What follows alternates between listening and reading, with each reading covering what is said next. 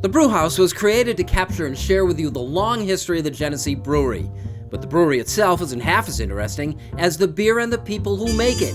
Visit GeneseeBrewhouse.com.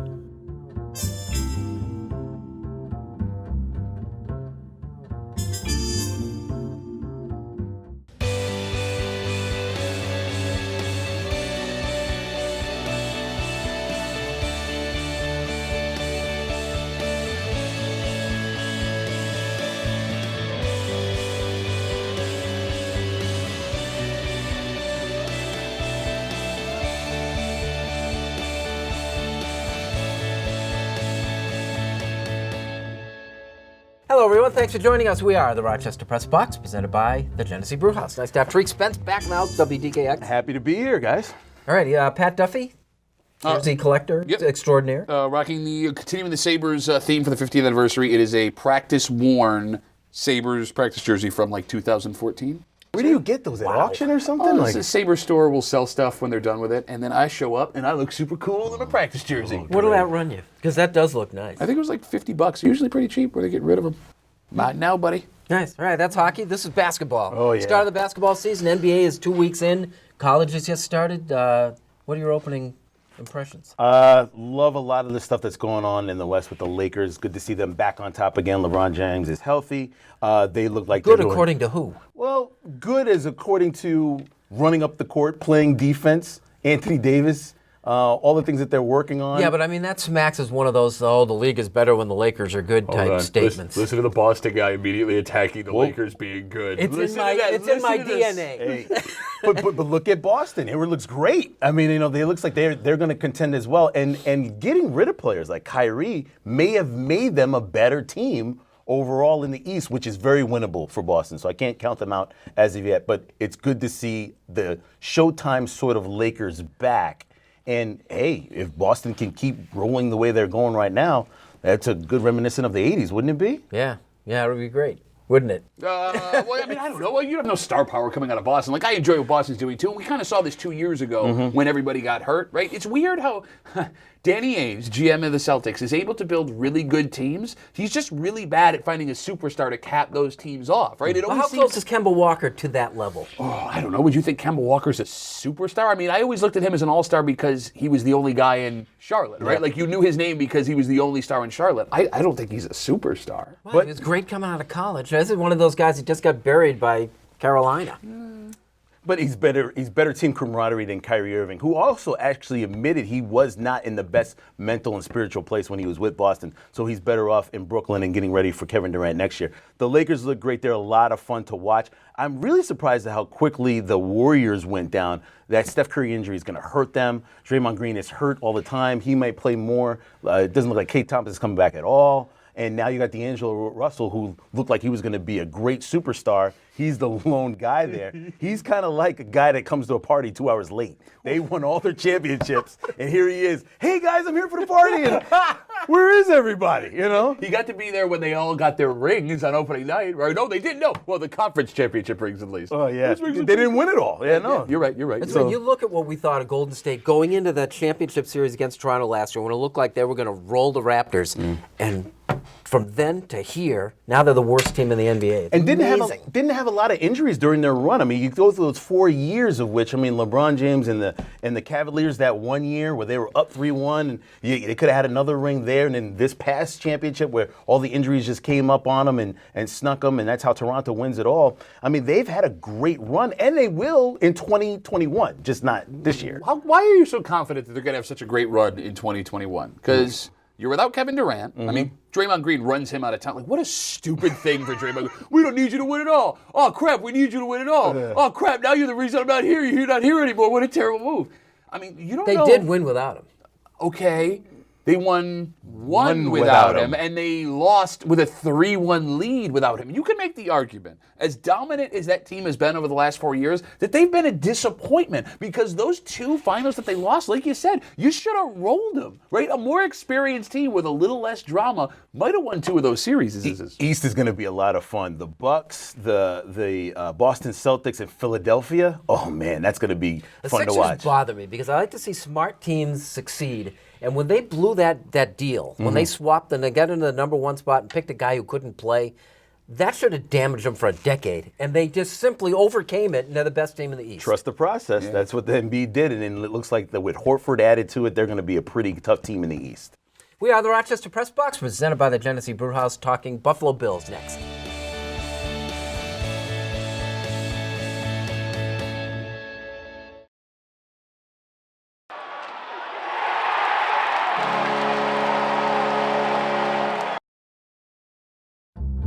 The Press Box is brought to you in part by Bay & Goodman Pizza, a local Rochester favorite. Corner of North Winton and Browncroft, Bay & Goodman Pizza.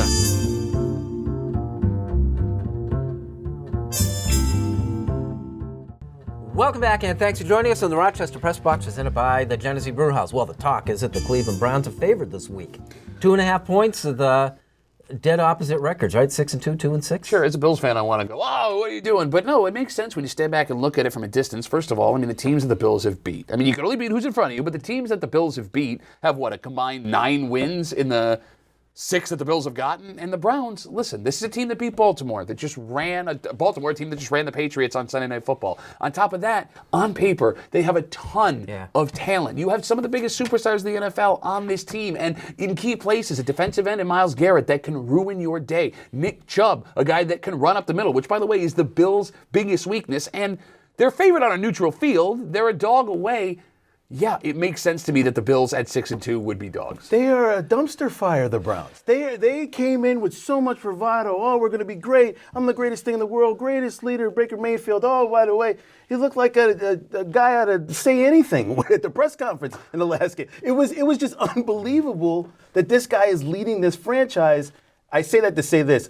This was also the best week to say that the Buffalo Bills are just playing terrible competition and winning games and piling wins.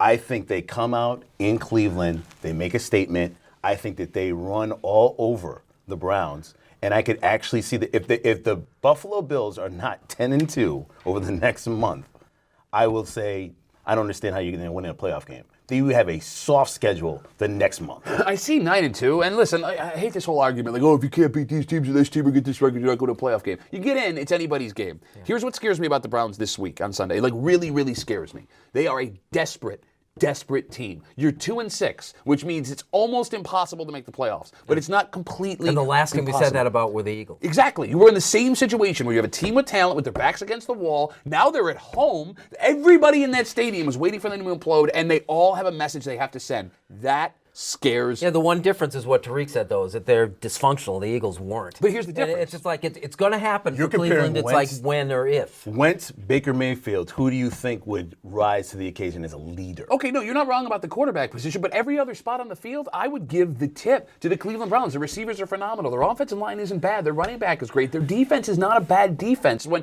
Wentz is better than Mayfield, the rest of the team roster is better in Cleveland than it was in Philadelphia. And add to that, the biggest problem is this.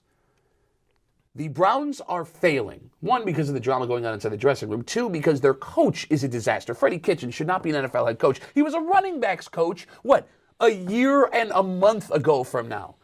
I feel like it's the coach that is causing the problem, and there's enough talent on that Browns team where they can overcome what the coach is doing to them. He can't control whether or not a wide receiver wears a watch or what sneakers they're supposed to have on during the game. True. This is a real issue for the Browns. It's all about leadership. If they go out and they win and they beat the Bills, it's because the Bills defense didn't bring in that day. But you've said before, you believe the Bills defense is a real defense. I do. That means they're going up against a very high-potent offense that should be better than they're performing. I don't see how they lose this game this weekend. Oh, why do you say these things, Tariq, when we need these wins? And here's the other thing, too.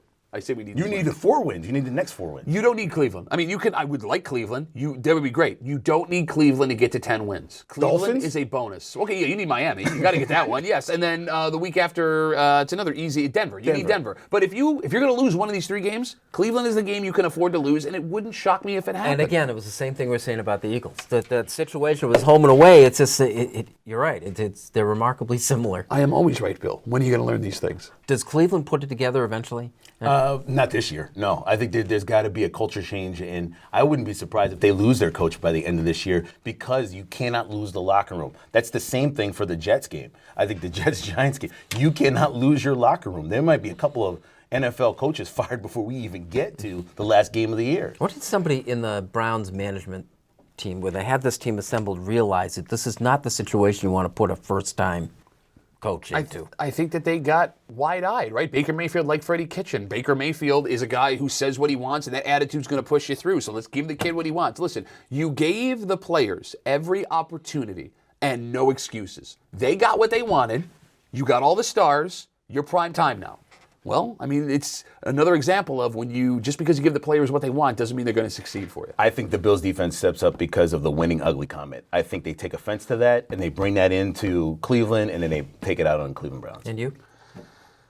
I'm scared. I still think the Bills are able to pull this one out. I do. I mean, but this is the thing. It's not even a statement win. You beat what would be a 2-17 FD win. So you're in a no-win situation here. You lose this game, you're getting laughed at because you lost to a 2-16, 3-6 after it's over. You win this game, nobody outside of people who actually watch football, like closely, are going to go, oh, well, you beat a good team because, like you said, you think the Browns are a dumpster fire. So how do the Bills win here? What's the win on a national media standpoint? You do realize you're giving yourself anxiety. Yeah, I know. Like, do you not watch what I do? You know what I do, Tariq? I hate Sundays so much. I love this team. I love watching them. Well, it goes into putting it on to making a line that you're saying that a 2-6 team is equal to the 6-2 team. I don't know if on a neutral field. I get it. I don't know if it's right, but I get it. God, I hate you guys so much. We are the Rochester Press Box, presented by the Genesee Brewhouse. Like it or not, it's next.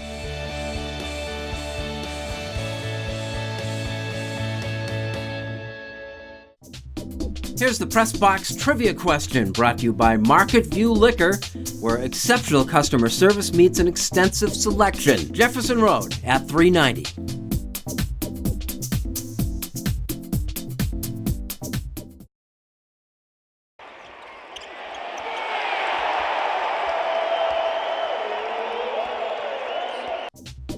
Here's the Press Box trivia answer, brought to you by Market View Liquor, where exceptional customer service meets an extensive selection. Jefferson Road at 390. Welcome back. Thanks for joining us. We are the Rochester Press Box, presented by the Genesee Brewhouse. Like it or not, Pat, the NFL's making noise about London again. It makes perfect sense, and it's actually a weird, why this is happening. We have oversaturated America with the NFL. Because look at it this way. The only way the NFL can make more money as a league is to go overseas, because there are no more NFL cities that can support an NFL franchise. You're leaving Oakland, you left St. Louis, you left San Diego. These cities are not giving you money for stadiums anymore. Los Angeles, they had to take their own money out of the owner's pocket to build it. Can you think of another NFL city that would be a viable, profitable city for an NFL franchise? Right now, Orlando can't do it. Birmingham isn't going to do it. Memphis was a disaster when the Titans were there back before they moved to Nashville. The only way this league makes more money is to play games in Europe. And based on that, within the next 10 years, you're not just going to have one. You're going to have two NFL franchises, Rome, Paris, whatever. England. It's going to happen. It's only a matter of time. It's not going to work. Why? Because I don't think they want it. I don't think they want it. Maybe the NFL wants it, but does Europe want it? I mean, their biggest sport is soccer, and that dominates and is great where it is.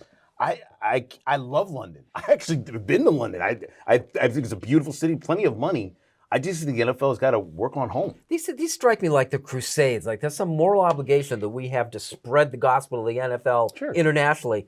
I'm with you. I don't see the need. But wait a minute. It's not like the NFL's, unique in this. The NBA plays games overseas all the time. I don't see any of them. I know Mexico City, China. How much trouble do we get going to China? But as we said something. As we speak, the Sabres are playing in Sweden right now. Listen, if you want to make more money, and that's what the NFL is all about, you have to do this. I think they're going to try it. And here's the best part. If it doesn't work, you pull out in 5 years. I think it works for the NFL if they just grow the sport internally. You can go down to maybe Mexico or something like that, but I think you got to go up or down, not left or east or west. Left or right. Left or right, east or the west. The great left. Yeah. Nicely done. Thank you.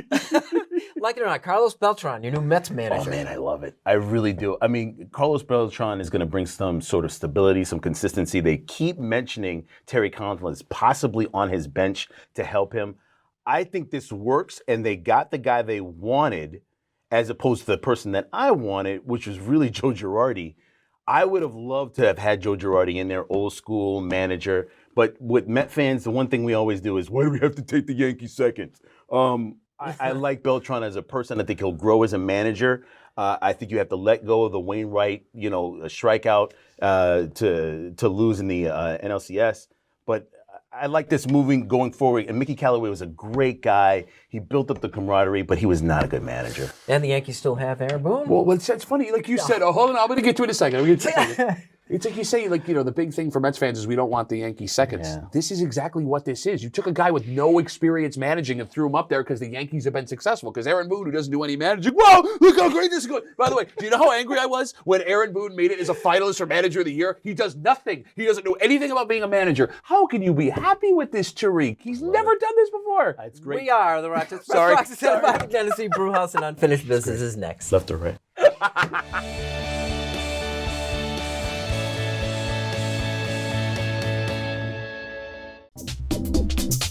And now here's this week's MVP Experience Stat of the Week, brought to you by Sport Clips, where it's good to be a guy.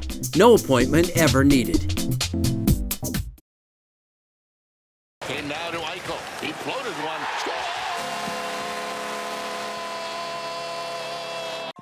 Introducing Dunkin' Dark. Richer. Stronger. Bolder. The dark side of delicious. Now joining Original Blend. Choose the brew that's right for you. America runs on Dunkin'. Welcome back and thanks for joining us on the Rochester Press Box, presented by the Genesee Brewhouse. Unfinished Business brought to you by Dunkin'. America runs on Dunkin'. Pat. So we're just talking about the NFL in London. And with that in mind, we as Bills fans are on the precipice of something we know all too well. One of two things are going to happen. Either the Buffalo Bills are going to get their brand new downtown NFL stadium that the NFL is pushing for hard to make the team more economically viable, or for the next 10 years, we're going to hear rumors of the Buffalo Bills being the newest team in a London division in the NFL. Yes. I mean, it seems like it's only a matter of time before they go to New Era Field, they take the wrecking ball to it, and they force us downtown where there's no tailgating, and it's going to cost me $75 to park, and now there's only 50,000 seats, and there's like half a dome because they started building it, but they couldn't afford the rest of it. We might be reaching the end of an era when it comes to Buffalo Bills football, and it's almost fitting that the team is starting to get good. Give us a nice run on the way out, because I don't think there's anything left that us Bills fans can do to keep us from ending up in a downtown cookie-cutter NFL stadium. I have to say this, one of the most uplifting things that happened within the last week or so is East High School's football team. Now, for the high school sports beat, I got a chance to actually see and greet some of the players and coaches and just the overall camaraderie for this team. Last week, they won a great game against Spencerport at Fairport, probably the high school football game of the week. And the reason why I'm so proud that I was there to see it and film that team with everything that's gone on off the field this year is the fact that the leadership and the camaraderie that these players and coaches have is to be commended. They started off with a lot of controversy out of their own hands, some of that stuff off the field, yet they were able to push through and win 8 straight games in a row. Regardless of what happens on the field this upcoming weekend, I'm proud of East High School. The leadership from the young men, the leadership from their coaches, the leadership from their administration, and the leadership from players that couldn't even play. That's a team that everyone can root for. So, the Los Angeles Clippers are going to wear throwback jerseys in the Buffalo Braves this year. Pretty cool, right? Uh-huh. Same Mr. Uniform guy. And it also uncovers a little piece of NBA history that the league probably isn't very proud of. The Buffalo Braves existed as the original Los Angeles Clippers from 1970 to 1978. They played 8 seasons. Within 4, they were actually very good. They had some great players there. Guys like Bob McAdoo, Randy Smith. Moses Malone played for that team. Dr. Jack Ramsey coached it. They were in the playoffs. They were good. League attendance was about average. Buffalo was right there. They were turning a profit. And then it all caved in. Back at that time in the 70s, the Boston Celtics weren't a very good team. They were owned by a guy named Irv Levin, and the Celtics not playing well. He wanted to move that team to California. Well, that's not going to fly because the NBA, this is one of the franchise cornerstones of Celtics. The Buffalo Braves were not. So the NBA stepped in and helped engineer a swap of the franchises. The Celtics for the Braves. The Boston owner became the Buffalo owner. The Buffalo owner became the Boston owner. Irv Levin took over the Braves, sold off all the players, lost games in bunches. Ramsey quit, and they got season ticket attendance down under 5,000, which kicked in a release clause in the odd lease that allowed the team to move. And he moved them. You imagine it's like the movie Major League, only it's basketball instead of baseball. It's not a film, it was real life, and there was no happy ending here. So they're in LA, they're the Clippers now. The Clippers are celebrating their past to the Buffalo Braves. But I wonder if those throwback uniforms still come with a knife in its back. Unfinished Business, brought to you by Dunkin'. America runs on Dunkin'. Tariq, good to have you back. Nice job with the East Tide. We ditto that. That was a lot of fun. Would that be a Halloween costume with the knife in the back? Well, he was the only one that did a happy one. I was depressing. You got people getting stabbed. That was a rough ending there. Dear Bill, dear. Thank you for joining us. We'll see you next week with the Rochester Press Box.